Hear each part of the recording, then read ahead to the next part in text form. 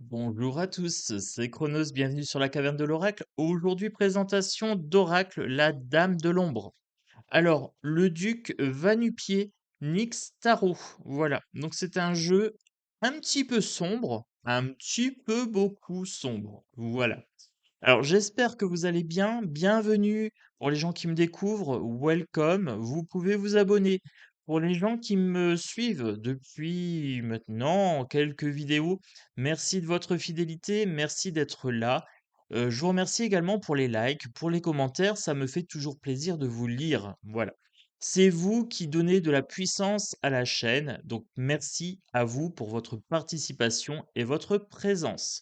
Alors, sans plus tarder, je vous présente l'oracle de la Dame de l'Ombre. Si l'ombre peut évoquer cette part de ténèbres qui vient activer nos peurs les plus primaires, elle est surtout la résultante d'un jeu de lumière.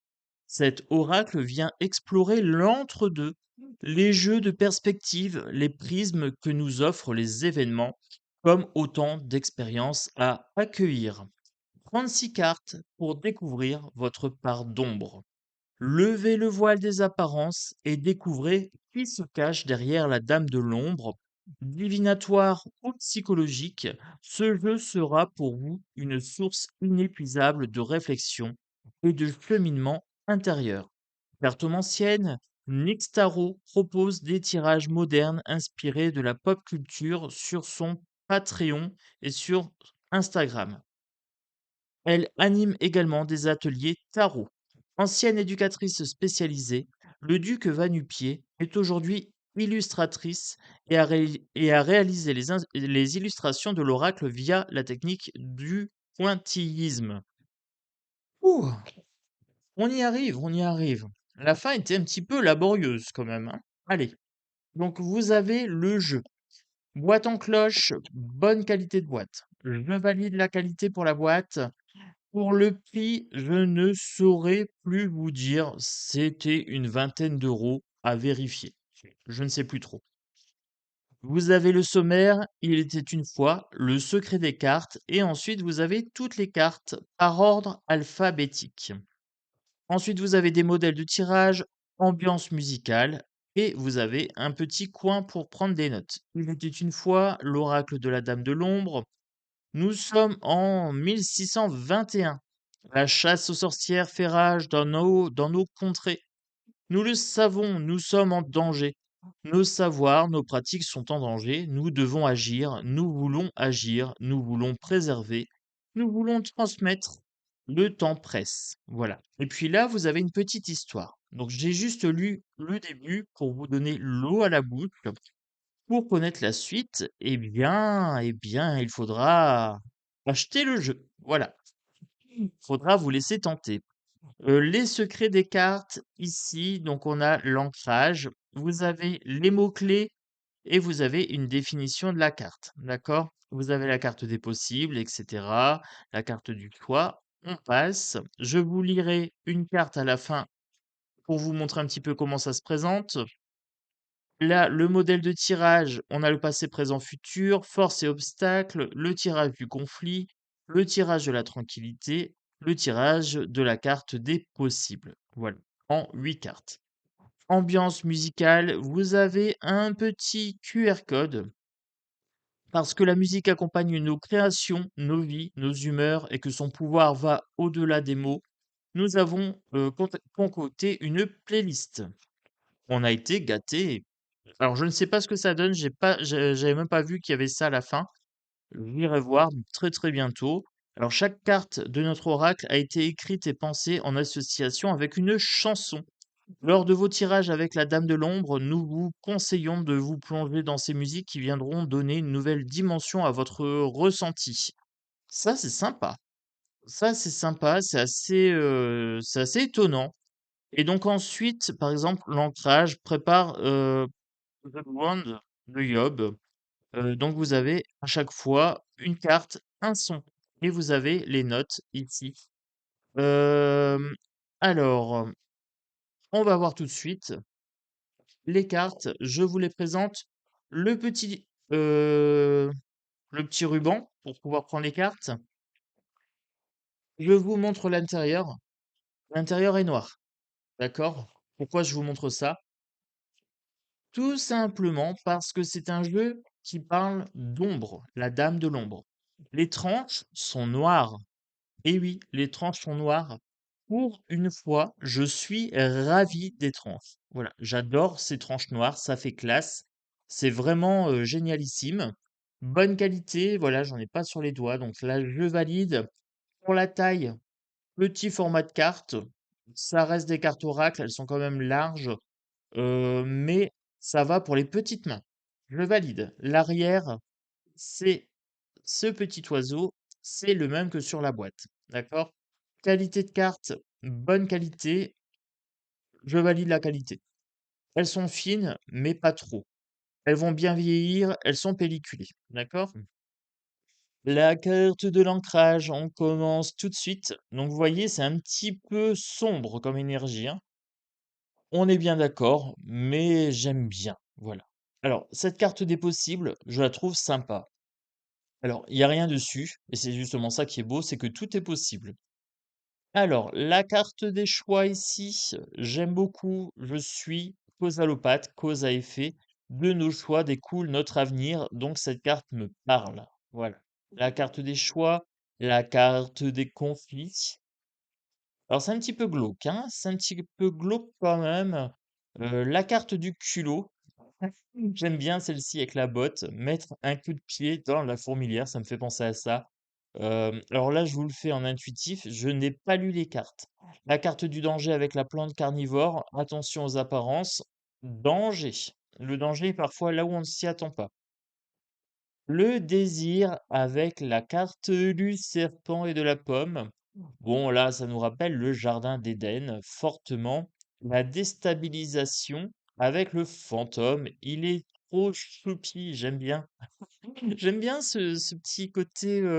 On dirait qu'il y a un petit garçon en dessous qui se cache. Ah, peut-être que c'est un vrai fantôme. Il y a de quoi être déstabilisé, j'avoue. La carte de la méfiance, la carte du piège, hein, le piège à loup. Attention où vous mettez les pieds, messieurs, mesdames. La carte du deuil, alors celle-ci est un petit peu cash en énergie, mais j'aime bien justement moi avoir des jeux comme ça qui me percutent. Donc ce jeu-là va me servir pour le développement personnel et aussi peut-être pour la politique. Voilà. Pour les 2. La carte du mouvement, là, on a le balai de sorcières pour voyager. Donc, on est plongé dans un univers de sorcières. Oui, je vous spoil un petit peu la légende. Il me semble qu'il y a 2 sorcières. Voilà, 2 sorcières et un monsieur. Alors, opportunité ici avec la carte de l'étoile, ça fait penser au tarot, la carte, de l'étoile du tarot. Ouverture sur l'invisible, sur le monde, avec le miroir, certainement un miroir magique. Miroir, miroir, dis-moi qui est la plus belle? Eh bien, c'est Mystère. Voilà. La carte de la passion ici avec le cœur, tout feu, tout flamme. Un petit peu bizarre ce cœur, hein. On dirait qu'il est un petit peu, recousu, composé en plusieurs morceaux. La carte du potentiel avec ce petit bras un petit peu musclé, un petit peu, hein. Il y a un bébé muscle qui est là, ça manque de muscu, tout ça. La carte du potentiel, j'aime bien. C'est vraiment quelque chose qui me tient à cœur, le potentiel humain, vous le savez. Je parle souvent de potentiel, donc cette carte-là est faite pour moi. La carte de la protection avec cette licorne, ce squelette de licorne. Je vous ai dit, l'énergie est un peu sombre. Protection magique. La réflexion, alors pas dans le sens de réfléchir comme le miroir, mais plutôt réflexion intellectuelle avec les engrenages. Là, cause à effet, ça me parle encore une fois, hein, c'est la mécanique du cerveau. La carte de la réussite avec le soleil. Le soleil a rendez-vous avec la lune. Oui, mais la lune n'est pas là et le soleil s'en va. La carte de satisfaction ici, avec le baiser du vampire. Ici, nous avons du sang qui coule. Alors, je pense que là, il est satisfait, qu'il s'est bien nourri de sa victime. La carte des sentiments, le cœur, Alors là, j'ai une petite redondance quand même avec l'autre cœur. Voilà, ça serait un petit bémol que je mettrais comme ça. J'aurais aimé autre chose. Voilà, 2 fois le cœur, bof. Allez, bon si, hein, je suis un petit peu critique, vous le savez, je suis un peu perfectionniste. La carte du soin, ici, avec une ongle, une mixture, ça m'a l'air plutôt sympa. Ça me fait penser aux huiles avec les plantes et tout dedans. La carte de la rencontre avec le squelette et la main vivante. Donc là, la rencontre du vivant et du mort, je ne sais pas. Une rencontre mortelle peut-être. Ou à fleur de peau, je ne sais pas. On verra bien la carte qui sortira en fin de tirage. La carte de l'échec avec ce trou, cette fissure, on a quelque chose qui est brisé, qui est cassé. D'accord? Avec la carte de l'éclosion, flippante. Elle est flippante celle-ci. Avec l'oiseau un petit peu mort, un petit peu beaucoup. Euh, hop. L'émotion, ici la carte de l'émotion, avec le chaudron en ébullition. Voilà. La carte du flair avec le nez fantôme, hop, le squelette de chien certainement. La carte de l'illusion, hem, avec l'œil, tu vois mon œil, hop, par le trou de la serrure, comme si cet œil n'existait pas en fait, comme si ça n'existait pas. Alors l'inspiration avec la bougie, alors celle-ci je l'aime bien, je l'aime bien. Il y a un côté ésotérique sur celle-ci, j'aime beaucoup celle-ci. L'intuition avec le serpent et avec l'œil. On pourrait parler de troisième œil ici. La carte de la justice. La carte de la justice est très très belle. Ah, ce sont des yeux. Alors ici, ce sont des yeux. Vous voyez, il y a un œil qui pleure et un œil qui ne pleure pas. La légèreté avec la plume. Bon, là, ça se passe de commentaires. La carte de la solution, la carte du destin, souvent représentée par une clé. Je peux même penser à Hécate, la détentrice des clés, la gardienne des carrefours, la porteuse de flambeaux, la reine des magiciennes, tout simplement, ma protectrice, Madame Hécate. Voilà, donc la clé squelette, très très jolie. La carte du soutien de la béquille, soutien physique, matériel ou émotionnel, certainement. Il y a quelque chose à aller creuser sur cette carte. La carte du souvenir, quand on était dans le ventre de maman. Voilà, un souvenir prénatal, je dirais. Ça peut nous faire aussi référence aux vies antérieures. Voilà, il y a quelque chose à aller fouiller là. Celle-ci, je l'adore. Le temps, vous savez, un chronos, le temps, avec le sablier. Il faudrait un jour que je trouve un beau sablier. Je ne sais pas encore, il faudrait que j'investisse dans ça. Mais avoir un beau sablier pour méditer sur le temps. Il faudrait que je m'en trouve un qui me plaise. Et celui-ci est magnifique, je l'aime beaucoup. Et la carte de la tranquillité, j'ai même envie de dire de la tranquillitude. Voilà, l'attitude tranquille, tranquillitude, c'est ce qui me tient le plus à cœur, être tranquille, être serein, être pépère dans mon rocking chair. Voilà. Donc on va se prendre une petite carte au hasard. Ce jeu, mais est une pépite. J'adore les trempes noires comme ça. Alors, très très beau. Moi, je prends une petite carte et je vous lis sur le guidebook la légèreté, les amis. La légèreté avec la carte de la plume. Voilà, c'est celle-ci. Donc la légèreté, je vais regarder sur le sommaire ici pour voir. Hop, légèreté 53. 53 ici, le sommaire est bien fait, donc tout va bien. On est parti. Le souffle délicat de la légèreté est comparable au souffle dont nous avons besoin pour respirer. Sans ce brin de douceur, il est fort probable que le poids du quotidien serait aussi lourd et asphyxiant qu'une chape de plomb. Ainsi, dès lors qu'il nous semble que l'air est devenu irrespirable, que l'on se sent accablé par le poids des obligations, et que notre brouhaha intérieur vient parasiter le moindre de nos mouvements, autorisons-nous à faire une pause. Offrons-nous un moment suspendu dans le temps pour retrouver le goût de l'insouciance. S'occuper de son bien-être, aller se balader en nature, rêvasser ou sourire. Toutes ces choses simples sont la bouffée d'air salvatrice qui nous permettra de reprendre haleine, de clarifier notre esprit et de nous dépêtrer de la pesanteur de la vie.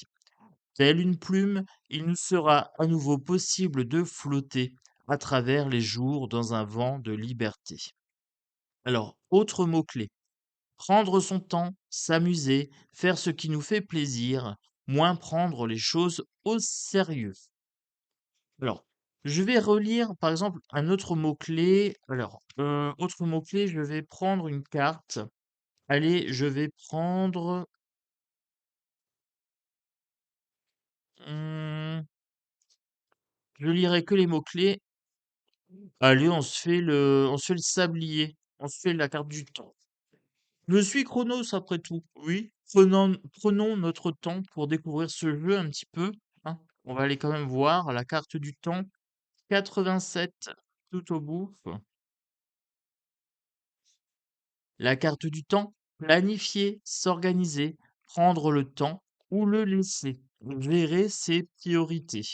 Allez, je me fais plaisir, je me lis la carte du temps en entier. Allez, je me laisse porter par mon envie. Faut se faire plaisir. Ah, c'était écrit dans la carte, hein. Faut se faire plaisir. Allez, je laisse parler mon enfant intérieur, je prends le temps de lire cette carte.